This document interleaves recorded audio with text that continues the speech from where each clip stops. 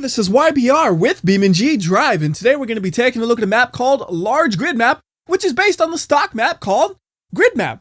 So we can go ahead and get started. We have the same options we normally do as to where to start, so we're going to go with my favorite place, the default location. And when you first load it up, things really don't look that different from normal Grid Map. That is until you actually get close to anything and you realize just how big it is. So for example, this suspension test over here is much more than a suspension test. It's now an off-road test, and we can do it with the pickup truck sort of, but the next one is going to be a little bit harder. And will it make it? No, it's stuck. So we're going to go ahead and grab something with some off-road performance, and overkill sounds like the method right now.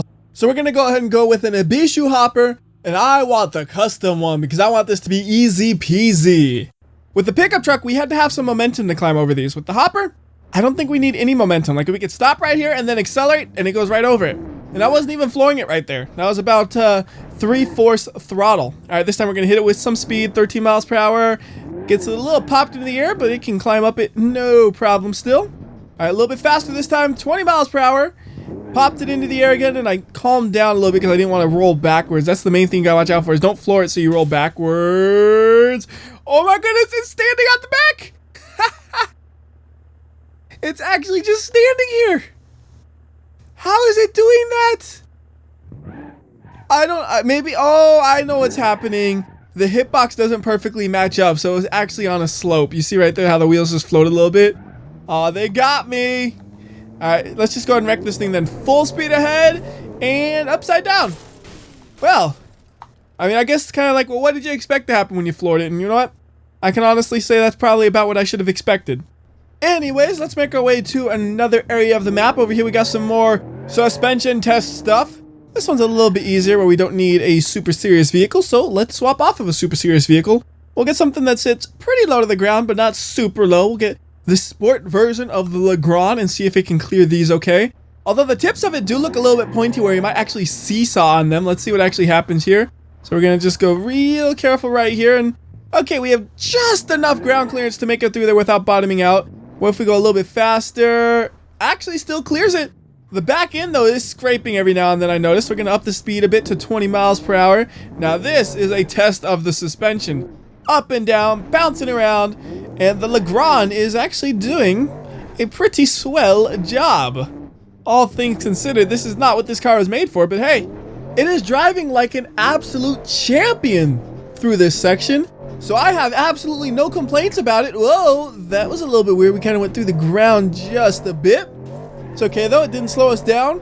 Didn't slow Mr. Legrand down one bit. Now you see the loop over there, it's much bigger than it normally is. And it's a little bit steeper to climb onto it, so if we try to do it with this car, we're going to have a bad time. So let me demonstrate that real quickly. We're going to hit it at about 87 miles per hour, and then we fly into the air a bit and lose a ton of speed. And then we keep flooring it, but we're not going to be going fast enough now because of that bump. Well, actually, even if the bump wasn't there, I don't know if the Legrand would have had enough speed. But as you see, not going to make it, so let's just go ahead and dump this thing off the side and watch it get obliterated into the ground like so. And let's swap it out for something that can actually hopefully do that loop. I'm thinking lots of speed and lots of handling, so we're going to go with the hill climb version of the SBR4 because that should be a pretty good car for this. The only thing I gotta do is be very careful when entering the loop because this car does not have much ground clearance at all, and the bump right there will probably destroy the front of this thing. So we want to do it super slow and easy, and maybe even do it a little bit of an angle just to make it as easy as possible on the car, and then floor it. So how fast can we get this thing up to? We got it up to 80, 90, 100, 110. Is that going to be enough? It's going to be close, isn't it? Oh, we're good, actually. Easily good. And it's actually easy to do it here if you have enough speed because the road is so much wider. Normally, you don't have much space to try to fit in, but that one we had a ton of space. And now we're just kind of flying between the tubes. And you'll notice the tubes are a little bit different. All of the debris in one of the tubes is now just floating next to the tube for some reason. And this car is dead, so we'll reset it. And now let's try out some jumps. Now, this is not the ideal vehicle for a jump, but we're going to use it anyways. So this jump right here normally puts you like a foot into the air. Now it puts you, what, 15 feet in the air? We are flying through there, and looks like the SBR4 is going to still be able to drive, even though it had a few body panels flying off right there. So on to the next jump, which will surely destroy the car because it's going to pop it so high into the air, if it can even get to the top, that is, which it can. Now we got to wait for a while because we got to have the big fall, which will destroy the car. No chance of this thing driving, right? Can't even put the power down, right? Let's see.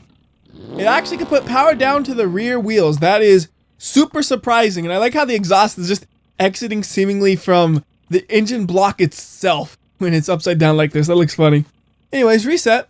And over to our left, there is the different terrain test area where you have like grass, mud, sand, all that kind of stuff. And we're going to see if those affect the vehicle the same as it normally would. So how about the grass? Makes it a little more slippery, mud, slippery, sand, kind of grabby. So yeah, those work just as you would expect. Now the water is over here as well, although the water looks a little bit choppy, doesn't it? Okay, the car's not driving straight, but you look at that water, that's a scary looking body of water. Now this thing is going to obviously drown because it is so low to the ground. But I think if we get something a little bit higher, it should be fine. So let's just go with a lifted H series. I think that'll work out well enough to at least drive a little bit through here. I don't know if we'll go all the way because I don't know how deep it gets because I never looked that closely at it. Looks like it's going to keep the same depth the whole way. So yeah, we can go through this with the H series, no problem. We don't even need the snorkel. Wait, yes we do. We just went a little bit lower where we do in fact need the snorkel. Question is, does it get any lower? We'll find out soon enough. And also, what's that block right there? Is that like some long forgotten car? It is. What? Oh man, that means it's too deep, isn't it? Back it up. Okay, that is very unexpected that there's just a car sitting there. Can I change to that car? Yes, I can. Now, I did not put this here. It was here when I loaded up the map. Huh, that's really weird. Anyways, let's drown this thing. And also push them a little bit. I really didn't push them far, did I? Well, they're still moving. How far can they roll? Not far enough. We've actually just now stopped. So let's pull this thing out of the water with the magic of teleportation. And then we'll keep on driving it once we get the water out of the engine. There we go. All right, so we got some ice right here. Is the ice slick? Yes, it is. As we just slide across it. Got some bumps over there, and there's some ramps. We're going to go and hit those. Although those don't look much bigger than normal from here. It might just be perspectives all crazy because I'm also looking at the tube, which is gigantic. Let's see, when we actually get to them, how big do they feel? That's going to be the question. They're a lot farther than I thought. I thought I would be there by now, but we're still driving to it. So yeah, they're going to be big. It's just my sense of scale is so messed up because I'm used to using other objects around them for scale, but you can't do that because everything is big. All right, that's a big jump for big boys, and this one's not going to work. Just a big boy jump for a big boy car. Come on! Rear drive shaft broken. Do we still have front drive shaft then? Right, we have the off-road edition, so we should. Yeah! Front wheel drive in it. It's always funny how like the roof just kind of caves in when you crash hard enough like that. Like this thing is a beat. Yeah, here we are going apparently 80 miles per hour. Now I don't know how truthful that number is because you can't trust the speedometer when you're this beat up, but hey. That is a pretty good speed, and it feels like we're going pretty good, although again, my sense of scale is so messed up. We might be going like 10 miles per hour, and it just feels like we're going really fast. I don't know. Now, there is usually an off-road area over here. Unfortunately, it just kind of disappeared on you. Like, we go over here, and there's just, wait a minute. Where did it go? Watch. See? Like, where is it? It's gone. It's just like this place where it's a little bit dirty and rocky and sandy, and that's it. And grassy, I guess. That's another nature adjective-y. Yeah, I call it adjective-y because they all end with a Y. Dumb, I know. Alright, this thing's getting a little bit frustrating to drive though, so let's just grab something a little bit different. How about we go ETK K series and we're going to get the KC6TX. At least I think that's the one I picked. I was just kind of clicking so fast I didn't notice. Let's see. KC6TX. Yes, I picked the correct vehicle. Now it's a little bit easier to drive through here. I wanted something with some ground clearance because you can see the terrain can be a little bumpy in some places. In other places it's not so bumpy. So I want that high speed as well. Going 110 real miles per hour now. That's much better. And we're going to make our way all the way over to, well, almost to where we started. We're going to do a little bit of a loop around to get there though. Because far away over here we have the tunnel area, which is kind of like the off-road area we just looked at. All sorts of messed up because you can't actually go in the tunnel anymore because the tunnel's blocked off. So we're almost there and we're going 160 miles per hour, much faster than the van could ever go. But since it's so flat right here, we probably could have drove something a little bit faster. Either way, though, we are now within range of the tunnel, and we'll go ahead and start slowing this thing down some. So normally on the tunnel, you would have kind of a road that goes into the dirt right here, and you could drive into it. And this is why you can't do that now. So you go into this area, and then you try to drive in the tunnel, and the tunnel's just kind of gone. Like, it's semi there, but it's not the same as it used to be. It's very strange. And then also you have things like this where it's just like, wait, the tunnel was never this steep before because I'm not actually in the tunnel, I think. I don't know, it's a little bit of a disaster. So we're just going to get out of here before things go terribly, terribly wrong if they haven't already. Come on, climb that hill. Climb that hill. You call yourself an off-road car. Actually, it doesn't. Where did that rock come from? Oh, I just came from the underside of it. Okay, that's strange. I think we could work with this, though. If I can put any power down, I gotta turn off the stability control. That thing is killing me right here. Stability control off, and oh no, don't turn off just because you detect an impact. Yo, wimp. You gotta keep on driving after the impact. Come on, and up, and free. Okay. Took a little bit more effort than I expected. Anyway, same story on this side. I'm trying to go to the right, and I can't go to the right at all. Reset the car before it falls in the hole. Like, I was trying to go right as much as I possibly could, but it was stuck going left because I did damage it. That's why it turned off on me. Somehow, though, even though I couldn't control which direction it went, we managed to get out of there. I'm actually shocked about that because I wanted to go right, and then somehow I did. Alright, so let's go over here to these off-road mountains, and we'll check them out, see if they look any different or not.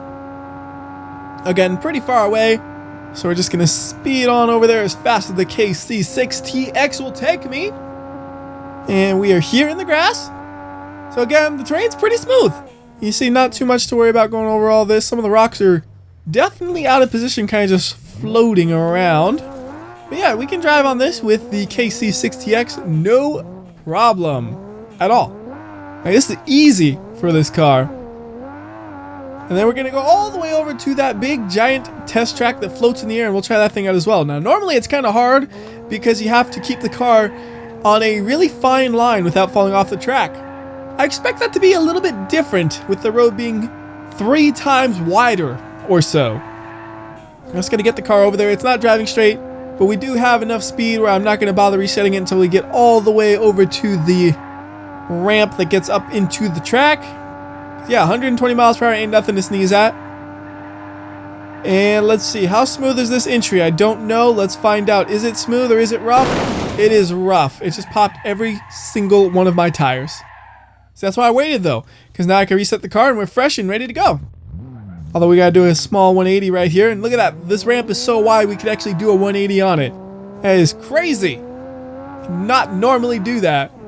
Alright, so do we have enough power to actually do this? We need power and downforce probably. Well, power, it looks like we might have enough for this first corner. The question is, do we have enough grip and downforce to stay on this wall? Because this thing is not as tight as it normally is. Like, this thing is almost just driving on a wall, where normally you're kind of driving more on a curved surface. Looks like we made it, though. It was surprising that we made it, but we did make it. Although we're falling little by little on this thing. We got to stay on the right side of it because gravity is slowly pulling us more and more left. And apparently I'm actually going 140 miles per hour on this thing. It does not feel like we're going that fast. Feels like we're going like 80 miles per hour maybe. Half the speed we're going about. Alright, so here's a big loop.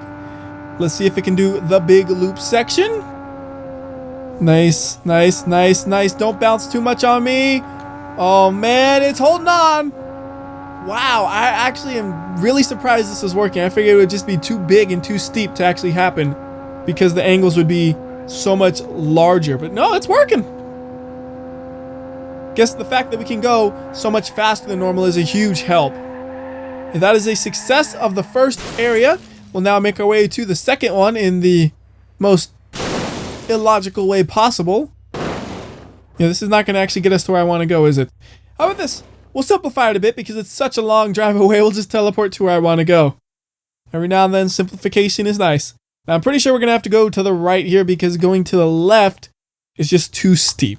So, reset the car. Is it going to get damaged from the drop?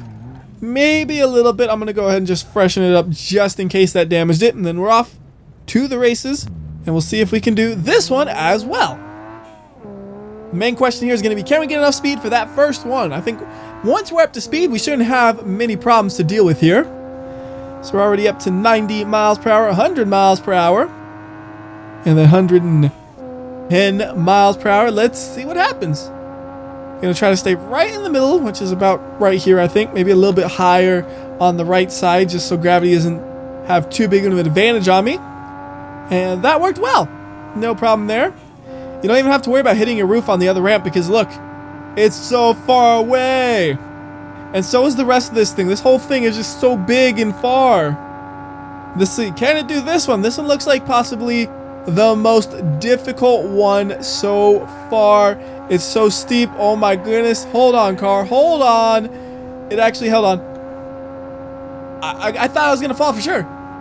Like, I was almost certain this car was going into the ground. But it held on. Alright, I feel like this one should be pretty easy because it's usually a tight corner. Now it's going to be a little bit looser, but still, we should be able to just stay right on it. I just got to keep the car. Whoa, it doesn't. Oh no. The upside down section is too long now. There was no way I could have held on because we were upside down for so long to stay on that. And now my car is flat as can be. So now we've pretty much thoroughly explored this map using normal sized cars. But what if we use something that wasn't so normal sized? What if we tried doing this whole thing with something ginormous like the BELAZ, which also takes a while to load in? Now I feel like pretty obviously it's not going to be able to actually do this thing, but I want to see, can we get it up in the air a little bit so we can drop it onto the ground, or does it not even have enough power for that? Apparently it's revving at 7,000 RPM. I don't know how true that is. Maybe 700 for this thing. That might be more realistic than 7,000. And it's dropping speed, so it's not going to be able to do anything here. So let's just go ahead and go all the way back to where we first started things off, which is a little bit of a flight because of how far everything is. Hey, look. That cube is floating in the air. We're going to sneak under it. Perfectly snuck. Okay, I went through the ground a little bit, but it's close to being perfectly snuck. What we're going to do is we're going to do the suspension test with the BELAZ. So let's bring it over here. It's kind of inside the ground a bit, so I'll raise it just a tiny bit. That didn't raise it. Raise it a tiny bit. There we go. And off we go to do some suspension testing. I think the one in the middle is going to be a little bit too dangerous for this thing, so we'll try the one over to the left of that one. I guess it depends what you consider the middle. I consider the middle where you normally spawn. You spawn up straight ahead of the ones that are those little blocks. We're trying the one left of that one with my BELAZ. Maybe how do you even say it? I don't know. I've always said BELAZ because, you know, look at the word. BELAZ. Okay, that's how we're going to say it. How does it do? No problem. It's actually doing a little bit better. Okay, a lot better than the Legrand did. The Legrand was bouncing all over the place. This one's just kind of cruising on over it, but it's going a little bit slower, I think. I think the Legrand was going like 30, 40 miles per hour. This one's going, well, now it's only going 15. It was going 20 for a second, though. Okay, point is, it should make it over this if you have the patience. Now let's go ahead and test the more serious suspension test, the one with all the cubes just floating all over the place, and see if we can climb over those. That's going to be a little bit more difficult. Full speed ahead. Try to do it with a little bit of an angle maybe to give it some more advantage, I think. It actually seems like it's a reasonable size for this vehicle. That's the best part. Like, those giant things feel reasonable for the BELAZ. So here we go. Up, and it's good. It's good. I might have lost too much momentum to keep going, but hey, it's able to at least clear one. That's impressive. Yeah, so we're actually stuck right here, but we cleared one of them, so I'll take that as a successful attempt. And the only thing I feel like I can do with the BELAZ now is give you guys a sense of scale. So let's go ahead and put a Moonhawk on top of one of those blocks, and then we're going to smack with the BELAZ and see if that works. So where the blocks go. I think I'll spun around right there. Alright, we're going to put the Moonhawk right here. I did pick Moonhawk, right? Yeah, that is a Moonhawk. Then back to the BELAZ, and we're just going to go ahead and hit the Moonhawk with the BELAZ so you can see just how much bigger it is compared to it. Just because I feel like it'll give you guys a good sense of scale about how big the BELAZ is and how big everything else is compared to a normal vehicle. Because when you have the BELAZ out, everything feels small, except the distance between two locations, which feels ginormous because it goes at 20 miles per hour at its max speed or so. Anyways, straight into this car, try to get a good look at it, and it pushed it. It just pushed it, now it's stomping on it. Yeah, it stomped on it good. Anyways, I think that'll do it for this video. Until next time, this is WhyBeAre. I'll see ya.